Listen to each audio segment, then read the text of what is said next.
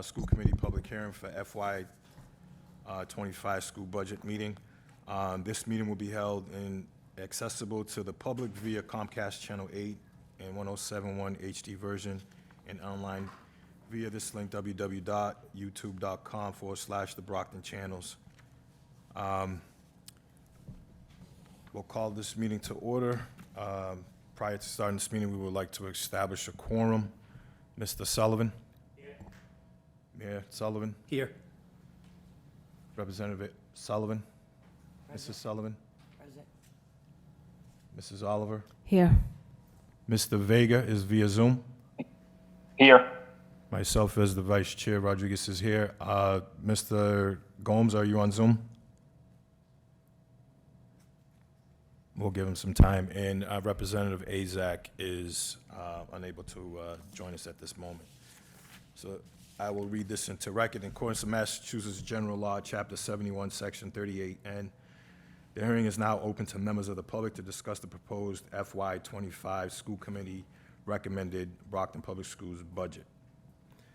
The role of the school committee is to listen to comments and concerns. Members of the school committee will not respond to any statements or questions during this course of the hearing. In consideration of all speakers, I ask that each individual complete their remarks within 3 minutes. At this time, there are no members of the public that has signed in for any public comment, but I will ask if there is anyone in the audience that does want to speak. This is your time to speak on our FY25 budget. I will leave this portion open for approximately, I don't want to actually put a time on it, but if nobody is going to speak, I will continue with the meeting. And that is a no. At this point, the public hearing is now closed. No hearing of visitors. And I will open the floor to all members of the committee for any discussion of the FY25 budget. Does any members have any questions or comments relative to our proposed budget that was voted on last week by the committee? Mr. Vega? No comments that I haven't already made. Received. Mr. Gomes, is Mr. Gomes on by any chance? He hasn't jumped on, thank you. Mayor Sullivan?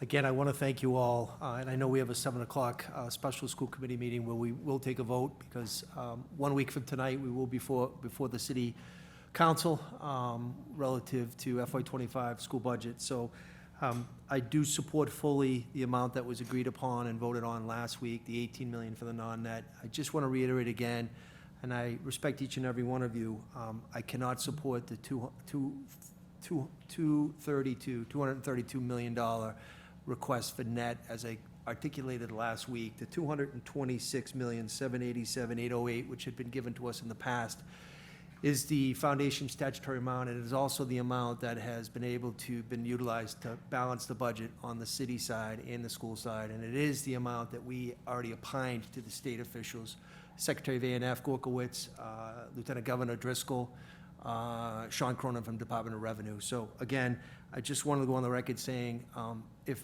additional money comes in after July 1 with the new fiscal year with Chapter 70 or anything from Beacon Hill, we're all going to utilize that money to help the kids in the classroom. But unfortunately, again, if 232 comes before us tonight, I can't support it in good conscience, because I have a fiduciary duty to balance the budget. But we'll talk about that later, and I want to thank you, Vice Chair, for running the meeting. Thank you. Thank you. Any further comments by any members of the committee? Mr. Sullivan, followed by Mrs. Sullivan. 18 million for non-net, that's already been. Yeah. Last week. Hello? I'm not sure if I can make a motion now for the 226. Mr. Mayor, I don't know the figures. There's not at this point when we open up to a regular meeting. Mrs. Sullivan? Mr. Sullivan, you all set? Yes. Mrs. Sullivan? So just to refresh everyone's mind, the 18 million is non-net, that's already been voted on? Okay, and the net school spending was what figure? 226. No, 232. A 232. What was the one approved by the state mayor? Point of information through you, Mr. Vice Chair. When we had our meeting last week, this body did a favorable vote of net and non-net back to 7 o'clock meeting tonight, where we will take a final vote on the budget. What was voted on, to my recollection and memory, Dr. Cobbs, if I'm wrong, was 18 million even for the non-net, and then for the net, it was 232 million, and was that a, Mr. Vice Chair, was that it, 232, or was there? 232.7, actual dollar. So just to answer you, Mrs. Sullivan, the formal vote will come the next hour. Yeah, but I just wanted to get a clarification on the amount. The 232 was what was first put forward? It was what, through you, Mr. Vice Chair, was what was voted on last week, and I think the vote was, what was the final vote on that? Five to three. It passed 5 to 3. Okay, but I didn't vote for it. Correct. I did not vote for it, so that was not what the state approved, right? It's the, Mrs. Sullivan, the approval of the Brockton School budget is approved by this body, not by the state. We're the ones that craft up the budget. The state doesn't craft up the budget for us, but I think you're trying to allude to our weekly conversations that we've had with state officials on the financial constraints with the city. Okay. Dr. Cobbs, what was the amount that we originally had? Was it what's in here? 226,787? Is that, oh, I could ask Mrs. Boyer. That was it? Okay, that was what was put forth by the finance That was the proposed budget people? amount from CFO Troy Clarkson. So, You voted for, last meeting, you voted for 232. Trish, you have the exact amount? But I didn't vote for it.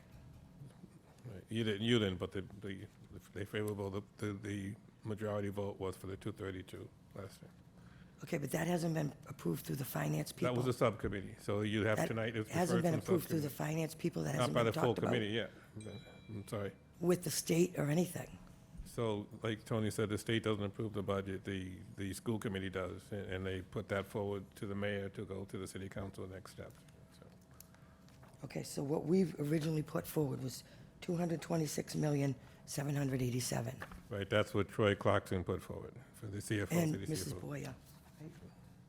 I don't see it 232 here. Oh, okay, Which was voted out of subcommittee last time. okay. Just point of So information. you approved that, Dr. Cobbs? I'm sorry? You approved the 232? Yes. I recommended the 232, yes. You recommended it, Right. okay. The, Thank you. just so there's no confusion,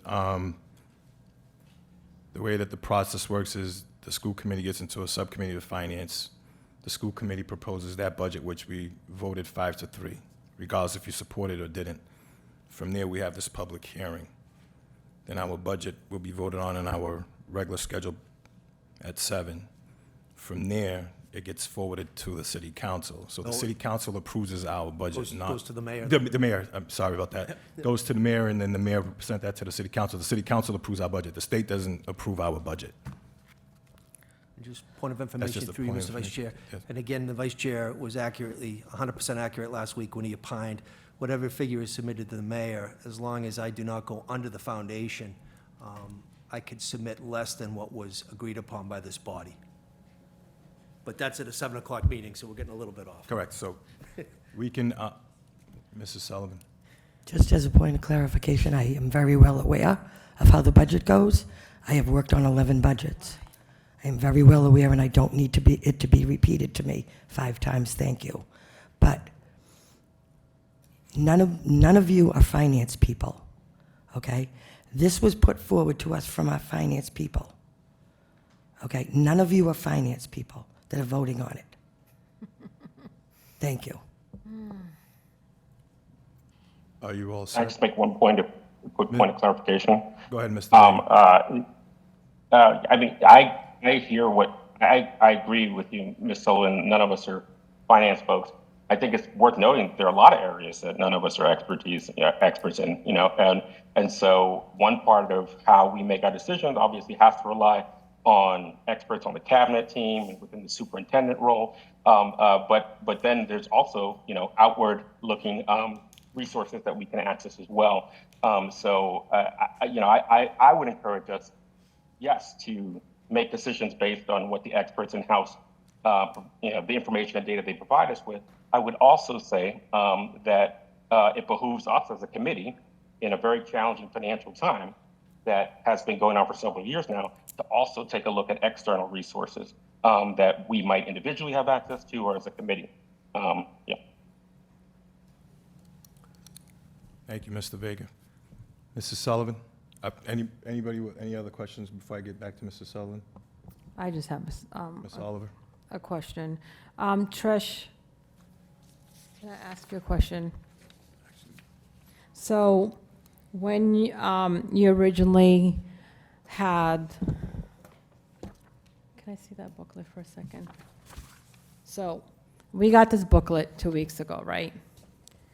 And thank you for all the job you've been doing, all the tireless night, and all the work with Troy, your finance department, and everything that's been happening. I don't want to put a blindfold and trust anybody, any department, any leader, or any, CFO or anybody. I want to give minimal trust as possible as we move forward.